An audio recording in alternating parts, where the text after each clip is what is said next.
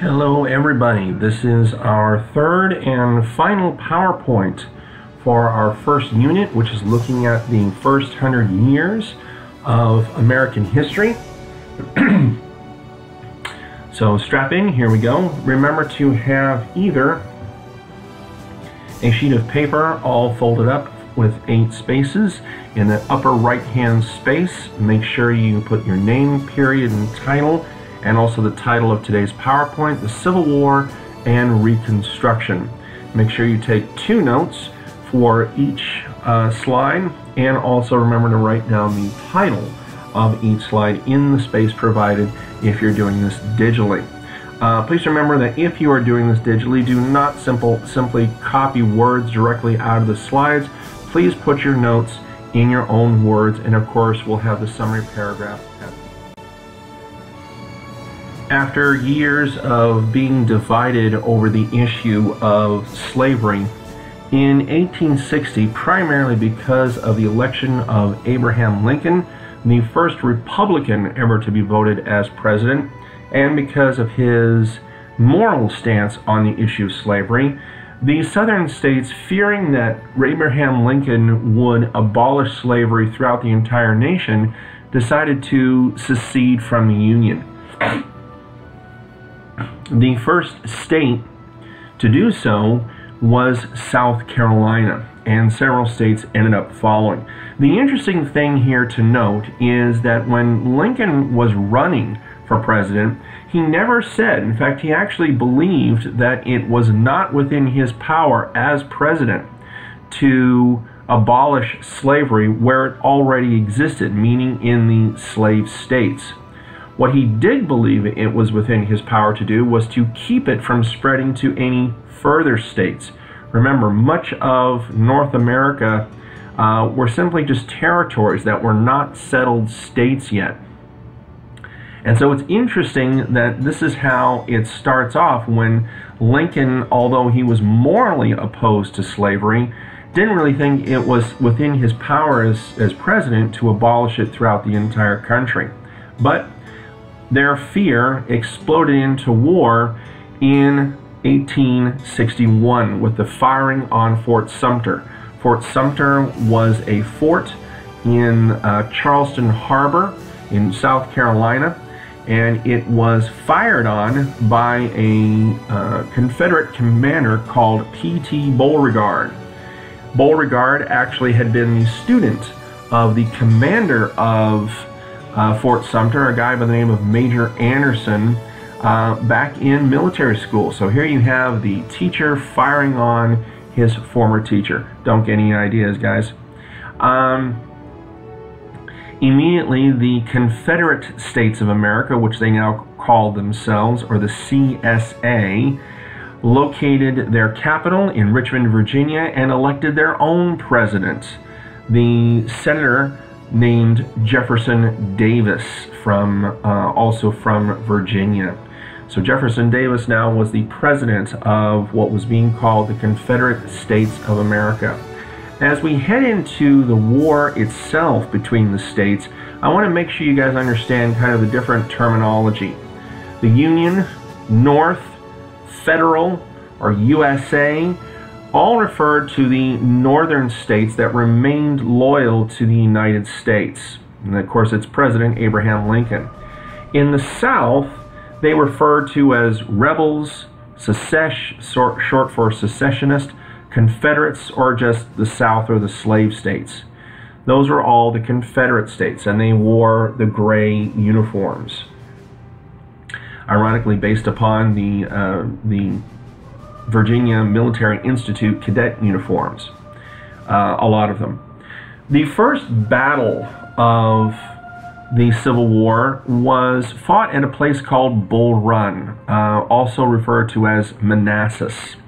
It was at that battle that a unit of Confederate soldiers stood alongside Thomas Jonathan Jackson, otherwise referred to as Stonewall, because he sat up on his horse and he refused to move, even in the face of cannon fire. And someone pointed to him and said, "Look, there's Jackson standing like a stone wall," and the nickname stuck.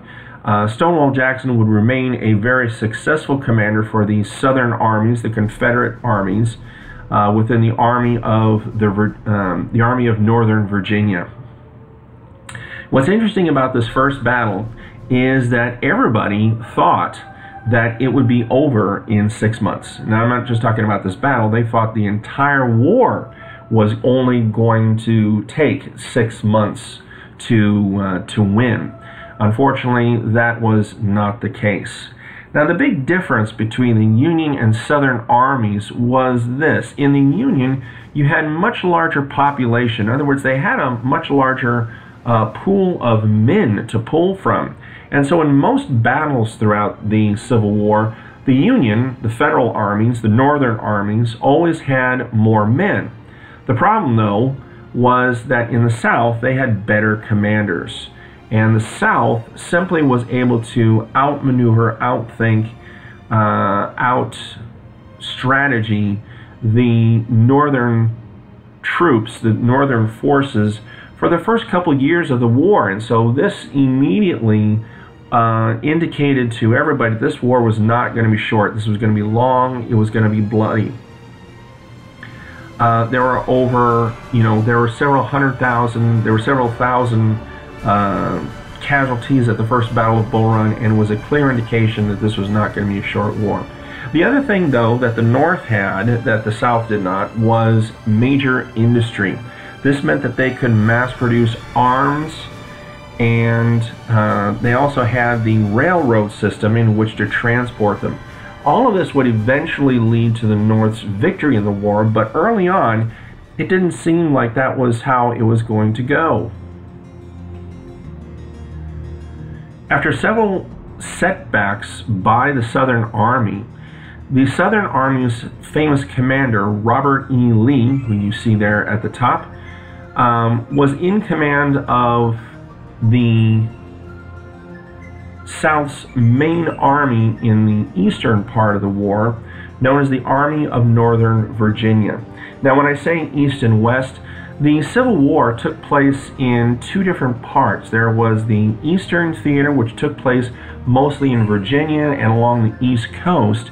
Then there was the Western Campaign. The Western Campaign took place in places like Mississippi and along the Mississippi River, and much further west of a lot of the big campaigns in the East. But a lot of what we'll talk about today mostly takes place in the Eastern Campaign.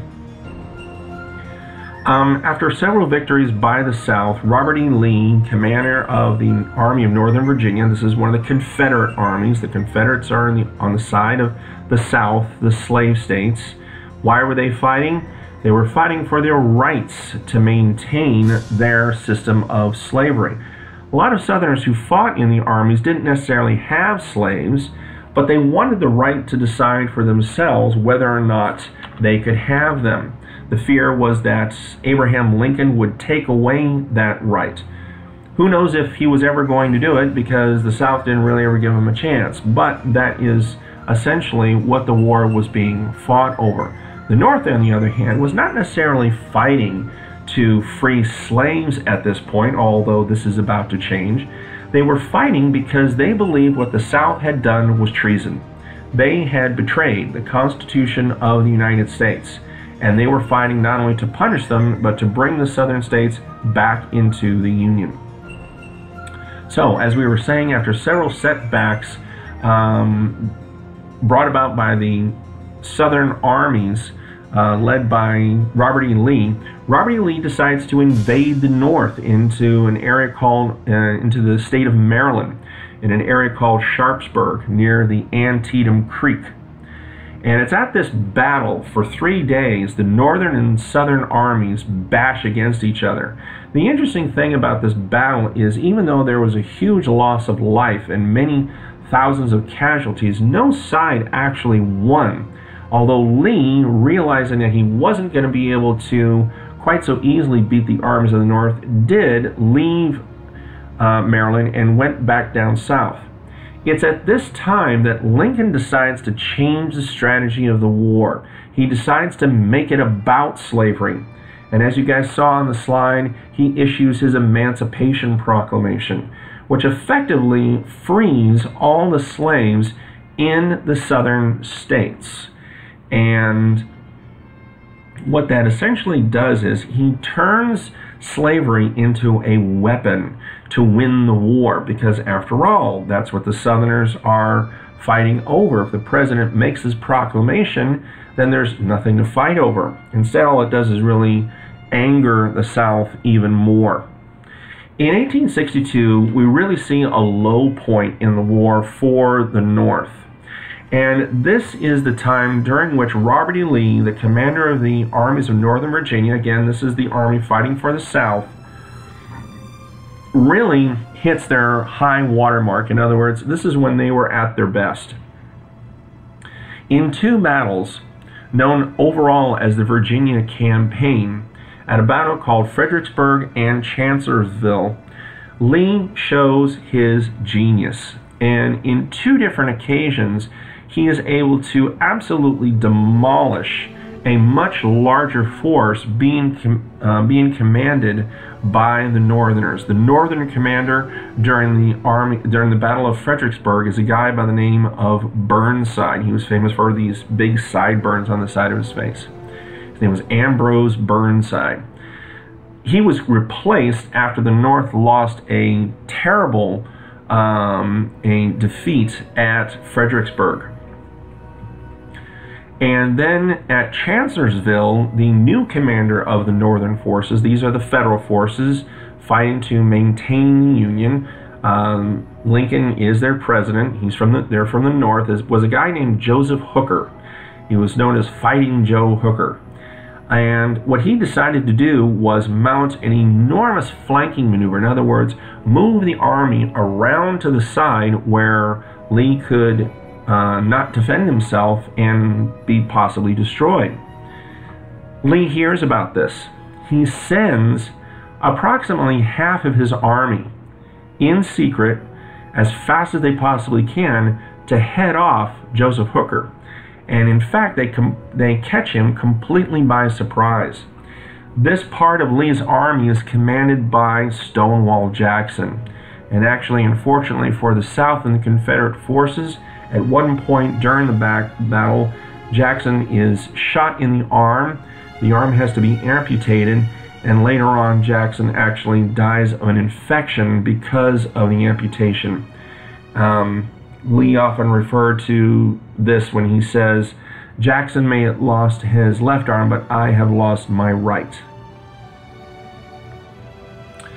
Soon after the battles of 1862, we have a new set of commanders being brought forth.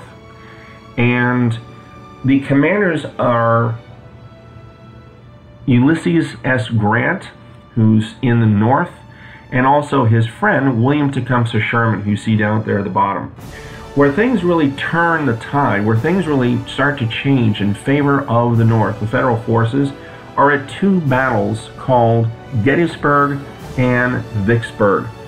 Gettysburg is the famous battle up in Pennsylvania on the East Coast, and it was in that battle that the Union was able to take a very defensive position and absolutely smash Lee's forces.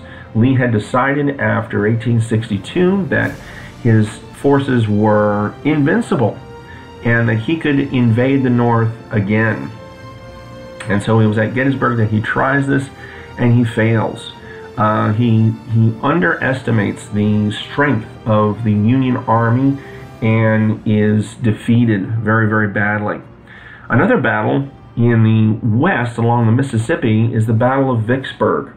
Now, I'm not going to go into the particulars of the battle, but the Union wins this battle virtually at the same time, early July of 1863. And so we have these two battles that happen at the same time. They're both huge victories for the North, the Federal forces, the United States, and this is the beginning of the end for the South.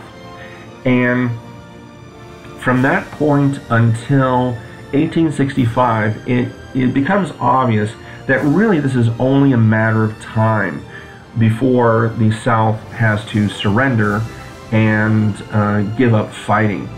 The North is able to replenish their men. They're able to generate not only more weapons, but newer weapons, and the South cannot. The South is primarily a farming community, a rural community, and is just not able to keep up with the North. Finally, in the spring of 1865, the South is exhausted. They're running out of men. They're incredibly low on supplies, and Lee officially surrenders at the Appomattox Courthouse on August 9th, 1865, and this is the official ending of the Civil War. But it is not the end to the conflict. As the war is ending, Lincoln wants to make sure that this slavery business is over once and for all. And this is now open debate for these days, but as far as the 1860s was concerned, it seemed as though his efforts was going to come through. And one of the things that Lincoln pushed for, in fact, you guys are going to be watching the movie Lincoln in the next couple days. And the movie is primarily about Lincoln's effort to eradicate, in other words, get rid of, abolish slavery once and for all. And he gets the 13th Amendment through the Congress and gets them to pass it. And it's ratified by enough states to make it part of the Constitution. And that effectively ends slavery. The other big issue is at the end of the war, and that is, how do we put this country back together again? And so we begin, as soon as the Civil War is over, a period that lasts for almost 10 years called Reconstruction. How do we splice back this country that has literally ripped itself apart for the last 4 years, killing more people than in any of America's wars all combined? Now, if you want to fact check that, the numbers actually do add up. If you take the American Revolution, the Mexican-American War, the War of 1812, and then, of course, skip the Civil War, and you look at the Spanish-American War, America's losses in both World War I and World War II, Vietnam, and in other military engagements since, more Americans were lost in comparison to the population as a whole during the Civil War than in any other of America's wars, either before or since, all together added up. Someone might want to check that and then bounce something in the comments section for this, but take a look. Unfortunately, we'll never know what Lincoln really wanted to do when he came to putting the South back together, because in April of 1865, he is assassinated while watching a theater production at Ford's Theater. This then leaves the government in the hands of his vice president, Andrew Johnson, who probably couldn't be there couldn't be a worse person for the job. Andrew Johnson is very sympathetic to the South, and he wants to put the country back together as soon as possible. And this begins a period of time called Presidential Reconstruction. And Andrew Johnson's Presidential Reconstruction Plan is based upon what was called the 10% Plan. In other words, if there are 10% of the people inside that state, these old southern states, who are willing to pledge allegiance to America, then it can come back into the Union. Johnson quickly approved various state constitutions, many of them run by ex-Confederates, and allowed them to quickly come back into the Union. There was a big problem with this. A lot of those ex-Confederates were also ex-slaveholders, and they essentially wanted to turn the southern states into as close to as possible what they used to be before the war, and that was slaveholding states.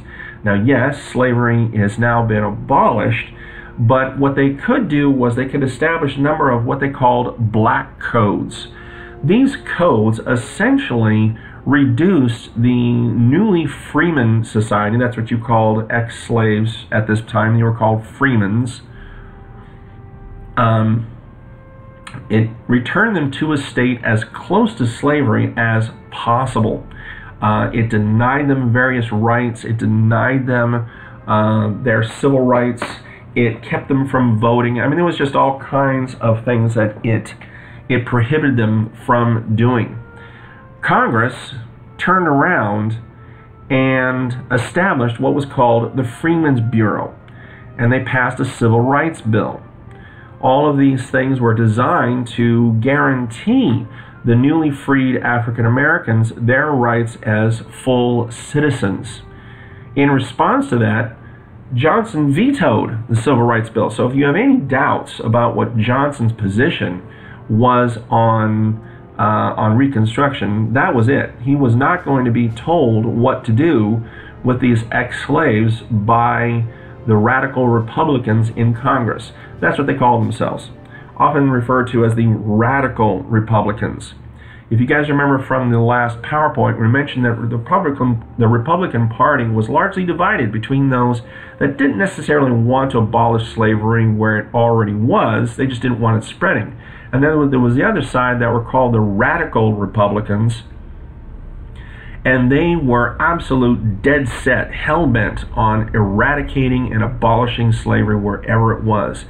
These radical Republicans, soon after congressional elections, right after the Civil War, almost took complete control of the Congress. In other words, most of the people in Congress, both the Senate and the House of Representatives, were what were called radical Republicans.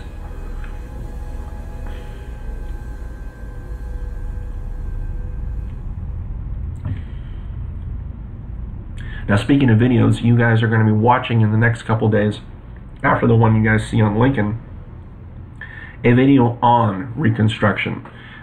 This is kind of a spliced version of a much longer video, but it sums up what we're looking here at this second part of today's notes here pretty well.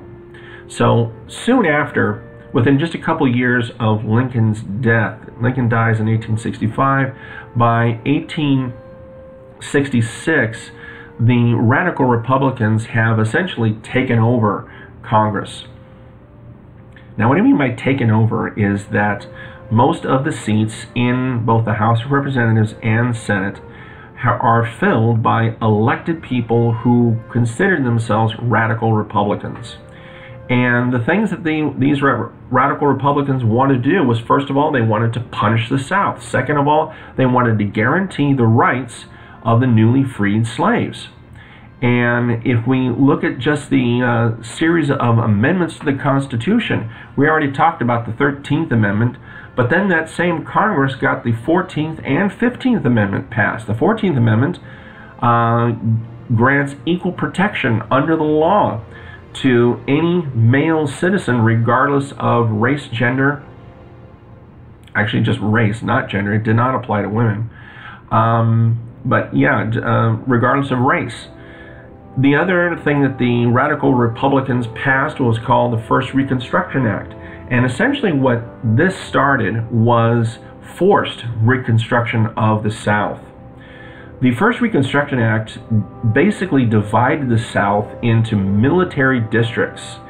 And with the help of Congress, they essentially was going to force the South to recognize that slavery was a thing of the past.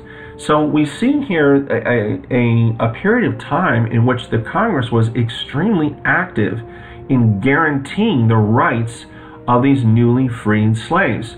You know, it'd be kind of interesting to see if Congress could unify like they did back then to make sure the various issues that have been brought up by the Black Lives Matter movement were alleviated and were solved. Imagine what they could do. The other amendment that was passed was the 15th Amendment. The 15th Amendment gave all American men, including former slaves, the right to vote. So now, for the first time in these elections in the late 1860s, any man could vote. And it didn't matter. As long as you were a citizen of the United States, you could vote. And so these were the first acts taken by the radical Republicans during what they referred to as radical Reconstruction.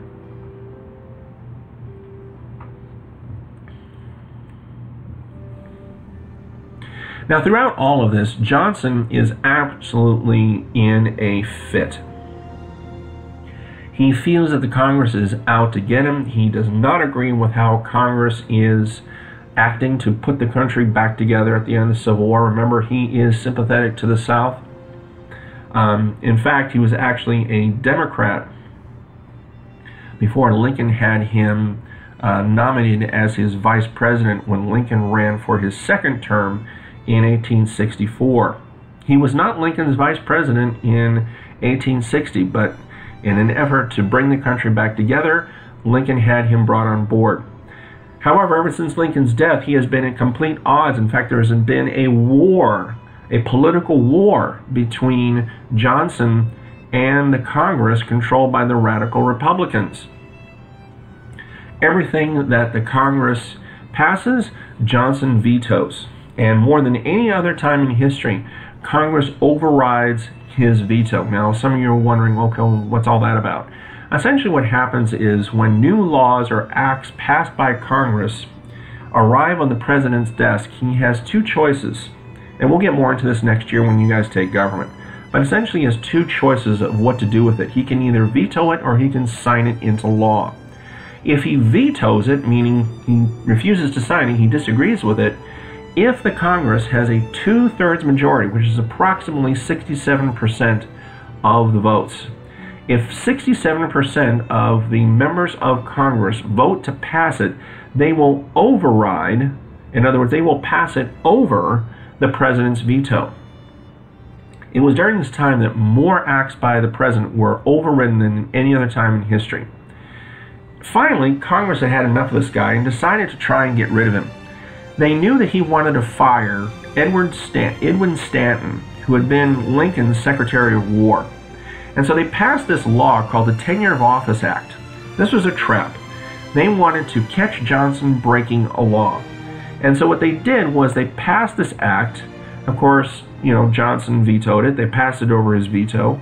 And then, of course, Johnson fired this guy anyway just to, spit in the eye of Congress. Congress then charged Johnson with breaking a law passed by Congress. He was impeached. In other words, he was charged with a crime. However, he was not removed from office.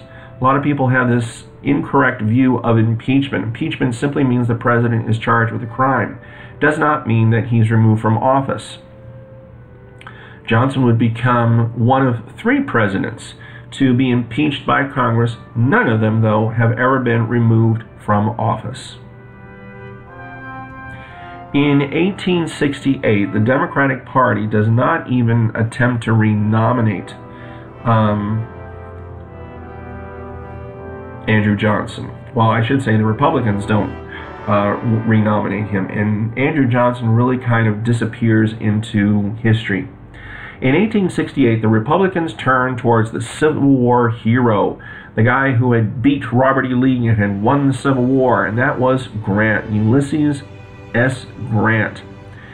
And Grant is an immensely popular president. He easily wins in 1868, and Grant has absolutely no problem using the Army to enforce the will of Congress. He uses the Army and he sends them down to the South to make sure that African American men are allowed the right to vote.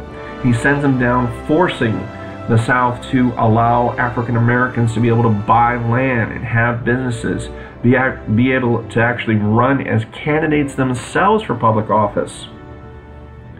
The other thing that Grant does is he systematically hunts down a group that he labels as a terrorist group very early on that has developed and was founded by ex-Confederate soldiers to terrorize and keep African Americans in their place from voting, keep them from voting, keep them from participating, and keep them out of the way from people, from the whites who are in positions of power. That group, of course, is the Ku Klux Klan. In fact, back then they were known as the Christian Knights of the Ku Klux Klan, with their red crosses and their burning crosses on people's porch and their white hoods. Unfortunately, this would not be the last time that we see the KKK. They will be back. But But Grant very early on labeled them as a terrorist group and essentially had them hunted down almost to extinction. And so he does away with them. Unfortunately, during Grant's presidency, there are a number of other problems with people who work in him. A number of people who are in his administration are corrupt, are caught taking bribes. There is a serious economic depression that occurs in 1873 during his presidency. In 1872, Grant is easily reelected. And at the end, though, of his presidency, Grant is just about tired of being in that position. And although being very popular, he easily could have run for a third term. He decides not to. Grant, some years later, ends up dying of throat cancer. But Grant had left a legacy of at least trying to change this country for the better, especially for African Americans. And unfortunately, that legacy is virtually destroyed in the election of 1876. So Grant decides not to run again in 1876, and instead the Republicans turn to another Civil War hero, not as well known as Grant, but still another Civil War hero, a guy by the name of Rutherford B. Hayes. And of course, most of you are scratching your heads going, I've never heard of this guy. That's not surprising. He ends up running for only one term. The Democrats elect a guy by the name of Samuel J. Tilden. Now, both these names may not be very important to you, but this election should be, because this election effectively ends the period of Reconstruction. I'll tell you why.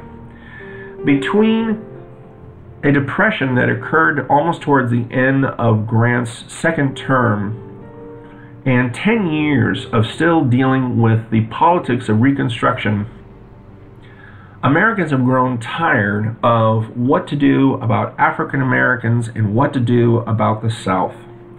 And effectively what happens in this election is you have a tie between these two individuals. This was a very, very bitterly contested election. So basically you have a tie. Now the Constitution says that if you have a tie between two people, it is then handed over to the House of Representatives to decide who wins. Well, a deal is struck between the Democrats and the Republicans. The Democrats are mostly located in the southern states, the former Confederate states, and of course most Republicans are in the north. It is decided, the deal is made, to allow Rutherford B. Hayes to win. So in other words, the Democrats say, okay, we're going to let your guy be president, but here's the deal. If he becomes president, you got to pull out all the federal troops out of the South and let us deal with the former slaves and how to put our states back together by ourselves.